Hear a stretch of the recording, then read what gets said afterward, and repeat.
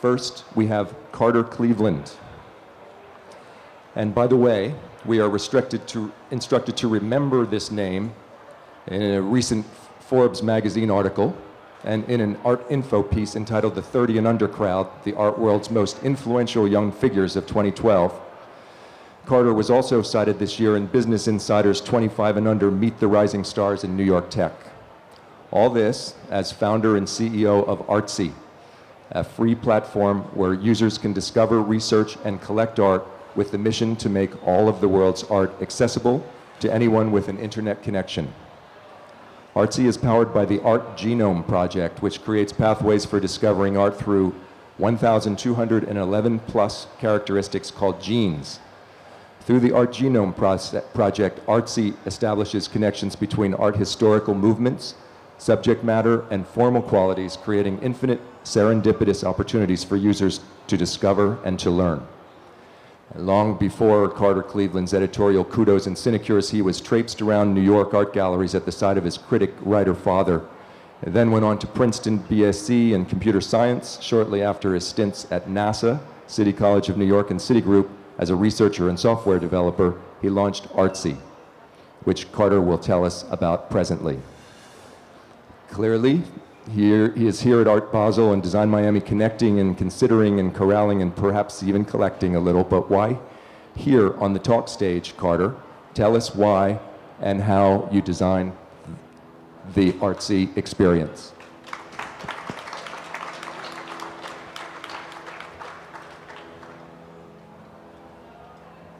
Thanks so much for that, Jeff. It's an honor to be here, honor to be at Design Miami and speaking at the Be Open Forum. As a computer science major with an art background, when was the moment and what was the leap that you took to design this Artsy experience? We'll start there. Well, one thing I want to be clear about first is I'm not actually the designer behind Artsy as much as I would love to take credit for it.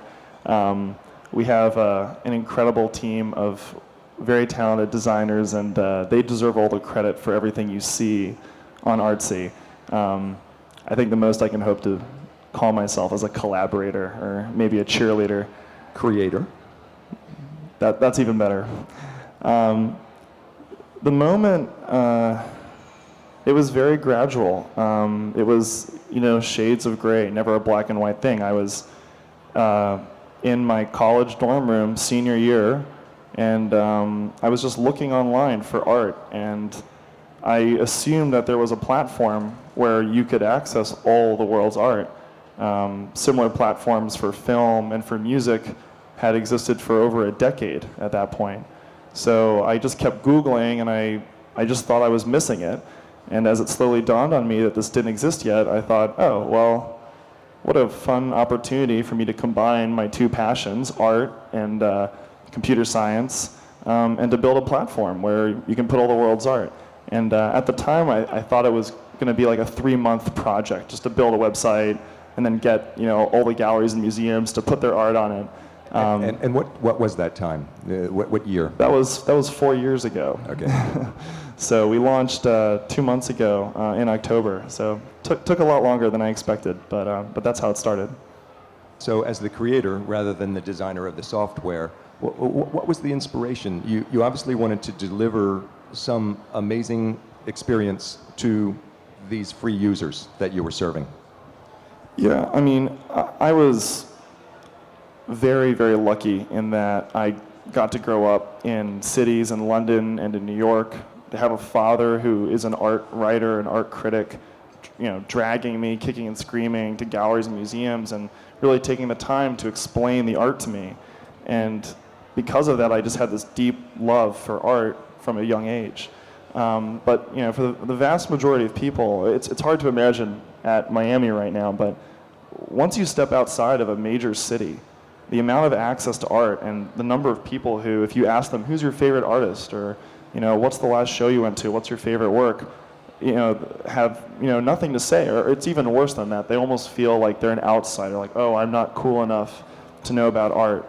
And there's this real negative, almost like intimidation, these like negative emotions associated with the art world.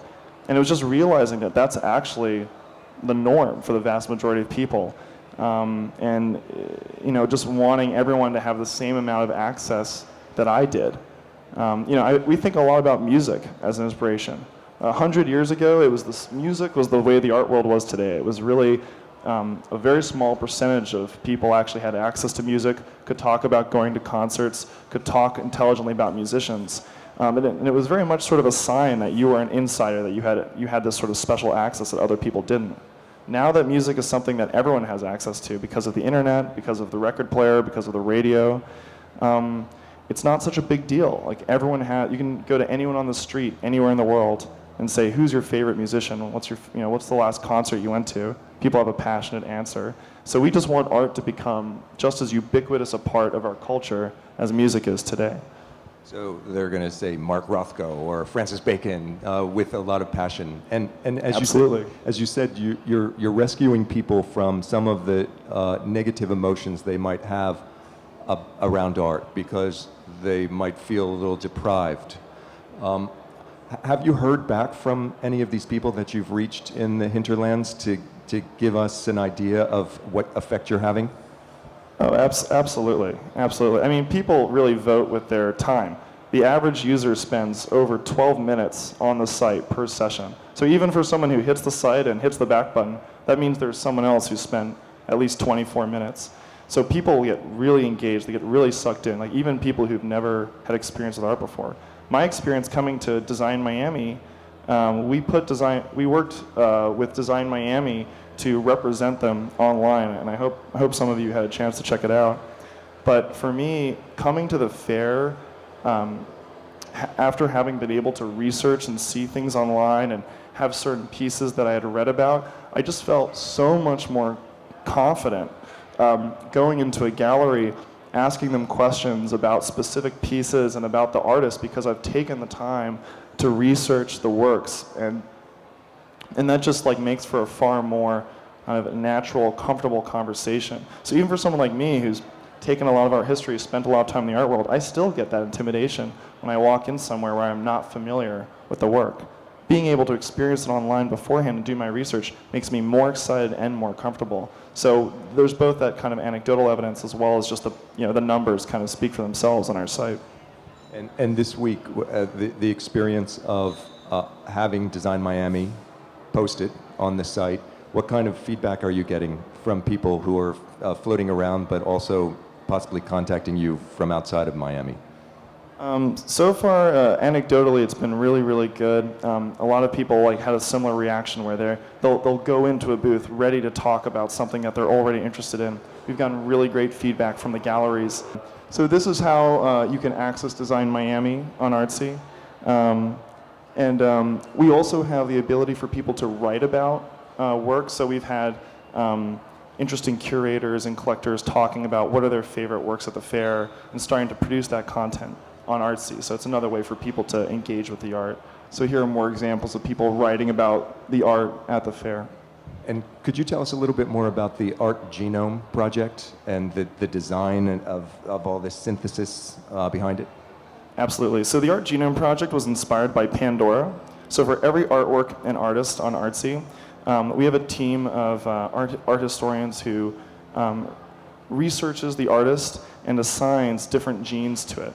So for example, you could say, this has a 70 for abstract expressionism, this has a 50 for conceptual art, this has a 30 for topographic photography. And we don't expose the numbers publicly because the numbers are meaningless to humans.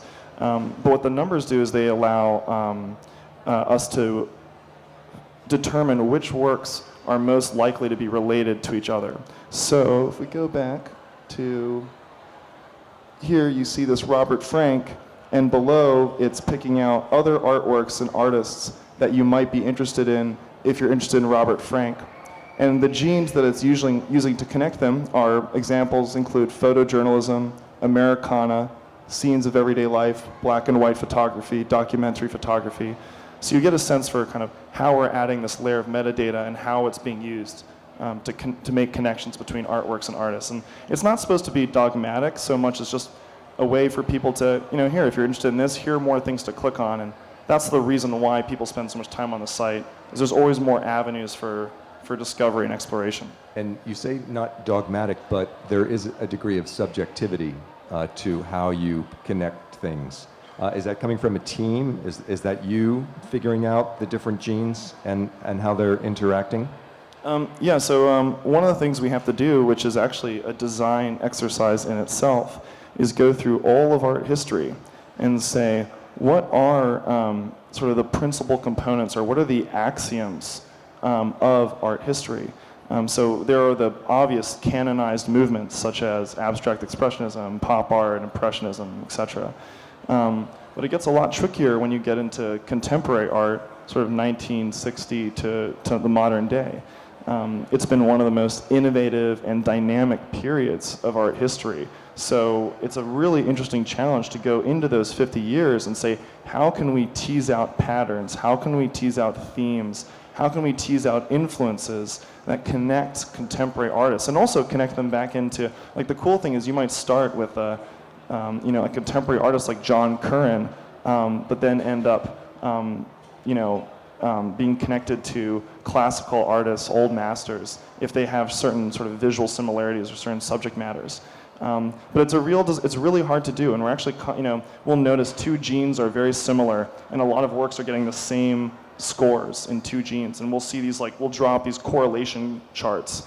And if two genes have really high correlation, we might say, maybe this is really just one gene, and we'll combine them together. Or we'll outgrow genes. Like, we used to have math and science as a gene, and now we have math as a gene and science as a gene because it got too big. Now I'm arguing we should have chemistry, biology, physics, and computer science, not just science. But this is sort of an example of the constant evolution that goes on in the genome. And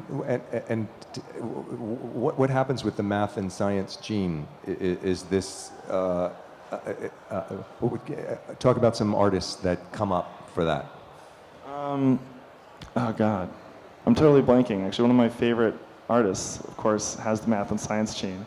But I guess, an example is if we have a lot of artists all being described by this math and science gene, you start to feel like you're painting two broad strokes. And so eventually you have to say, well, is it really about math or is it really about science? And those things aren't the same. And it's really interesting. You really see the fact that art historians are kind of driving the boat here, because as someone who has a computer science degree, I think, how can you ever put all of math and science into one bucket, just one gene for this this fundamental aspect of human culture and civilization and progress. So this is kind of constant give and take within the team. Another interesting one was furry and shaggy. It was actually a huge challenge for us, because what we realized was it's very different. The experience of the user is very different whether they are, is the artwork itself furry or shaggy? Is it actually, if you touch it and pet it, is it kind of like petting an animal? Or is it, how is that similar to a photograph of hair, where there is no physical sensation of the furriness, but there's a depiction of the furriness, or there's a concept of the furriness. So these are other interesting kind of examples. And actually, we write about this, so if you guys are interested in learning more about these kinds of discussions, you can go to theartgenomeproject.tumblr.com, and there's all sorts of just hilarious and really fascinating examples of this stuff. A lot to nerd out on. You don't have that on a slide, but we'll repeat it at the end again so everybody can get it. I'm very interested in this idea of you and your group sitting down and figuring all this out. Is it late night sessions with pizza boxes and lots of coffee, or do you do it as a part of your daily ritual to actually come back to that? I would say it starts on the latter, and then it inevitably moves into the former. You try and have a good daily routine, but with a lot of these things, things take so long, because when I liked what you said at the beginning, this notion of bringing together intuition and technology to kind of create these transcendent design experiences. I'll give you an example of a feature that kept us up very late. So the idea behind this is that, again, ideally you live in the city where you can see this work in person in a museum. For many people, they don't have that kind of opportunity. So in Artsy, you can find the artwork, you can read about it, but how do you actually have a sense for its size, for its physicality, for its presence, in a space. And of course, you can never come close to recreating that online. But we thought we would do our best to give people some taste of what that might be like. Getting this feature to work really kind of gets at the core of this idea of bringing together design and engineering. So this is not an installation photo. This room you're looking at is completely algorithmically generated. So the room is scaled and the bench is scaled to match the real world size of the painting. The painting is actually hung at the right height on the wall to be at your eye level. And the photographer, your viewing point is actually moved the appropriate distance back from the wall to make sure that you have that optimal viewing experience. So getting all those different calculations, and the other thing that's worth mentioning is, if you look actually, you should check it out on the site, you just click view in room. If you look at the floor, because we wanted it to feel very realistic, we didn't use a pattern to generate the floor. So every panel on that wooden floor has a unique wood grain. And so kind of trying to solve all these problems, this was just sort of back and forth between our designer and our head of engineering for weeks to get those like little details right. And that's often the kind of thing that keeps us up late at night. But for me, I think this feature really gets at kind of our core values, which is really about bringing together art and science, or design and technology. Well, and you just described the quintessence of the design process, where you're solving these problems, but what you are seeking to deliver is a sensory and an emotional experience. Exactly. You want the user to come just to forget where they are.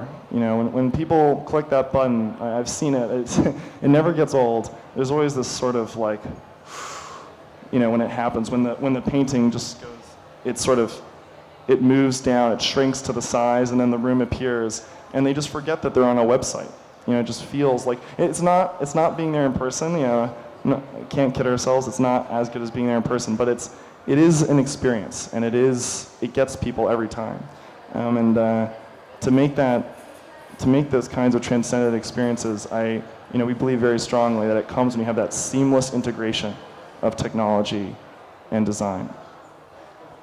And Carter, do you have a sense of anyone that you've reached in Mongolia, or like how far out has this gone? Yeah, so since our launch, we've served over 60 million artwork impressions to people in over 180 countries. And actually, we give our gallery partners an analytics dashboard where they can see where their traffic is coming from. And they're always really delighted. A New York gallery who mostly sees clients from New York City, and they see the map lighting up in St. Petersburg, in Shanghai, in Beijing, in Australia, in South America and South Africa. And so and I would actually say what's interesting is users or people from those foreign cities actually find a lot more value in Artsy than people who live in New York, where you can take the subway and see a lot of the world's greatest art at a lot of the best museums and galleries. So particularly for people in those foreign cities, Artsy is delivering value that they really couldn't get in person. And another interesting statistic there is the majority of sales, if you're a gallery, occur within your own city. On Artsy, the average distance between a buyer and a seller when a sale happens is over 2,600 miles. So these are like intercontinental connections that are being made. And then it's really great to see relationships start to form. Then a lot of these collectors might actually, after purchasing from the gallery from abroad, they might come to an art fair like Miami and actually meet them in person. And so it's laying the seeds of these new relationships. Wonderful, Carter. We have more designers to go, so there won't be time for questions individually, but Carter will be around afterwards, so if you want to grab him. And again, could you repeat the Art Genome address? The artgenomeproject.tumblr.com, and the main site can be accessed at artsyart.sy. It's just 5 characters. There's no .com. Thank you, Carter. Thank you so much, Jeff. Thank you. See the 20 minutes left.